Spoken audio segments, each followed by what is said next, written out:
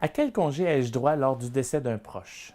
Non, ce n'est pas le sujet le plus sympathique à traiter dans une capsule, mais considérant le nombre de questions que vous nous posez, c'est un sujet incontournable. Il faut savoir qu'avec la nouvelle convention collective 2015-2020, il y a eu des changements dans la façon d'octroyer les congés pour décès. Les congés ne sont plus liés à la date des funérailles, comme c'était le cas auparavant, mais ils sont désormais consécutifs à la date du décès.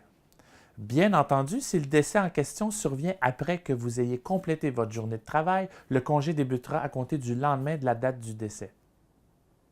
Alors voici le portrait général de ce à quoi vous avez droit.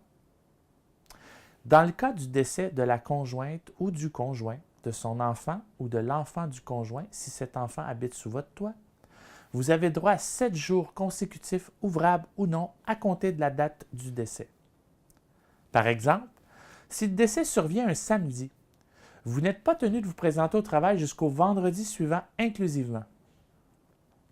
Dans le cas du décès de l'enfant mineur du conjoint qui n'habite pas sous votre toit, vous avez droit à 3 jours consécutifs, ouvrables ou non, à compter de la date du décès. Dans le cas du décès de votre père, de votre mère, de votre frère ou de votre sœur, 5 jours consécutifs, ouvrables ou non, sont octroyés à compter de la date du décès. Finalement, dans le cas du décès de votre grand-père, de votre grand-mère, de vos beaux-parents, de votre belle-sœur, de votre beau-frère, de votre gendre ou de votre bru, de votre petit-fils ou de votre petite-fille, vous avez droit à 3 jours consécutifs, ouvrables ou non, à compter de la date du décès. Notez bien, l'octroi de ce congé est conditionnel au maintien des liens familiaux ou des liens par alliance. Autrement dit, l'octroi de ce congé est refusé en cas de dissolution du mariage par divorce ou annulation, de dissolution de l'union civile par un jugement du tribunal ou une déclaration commune notariée ou lorsque la définition de conjoint n'existe plus. Bien entendu, le décès du conjoint n'est pas considéré comme une rupture d'un de ses liens.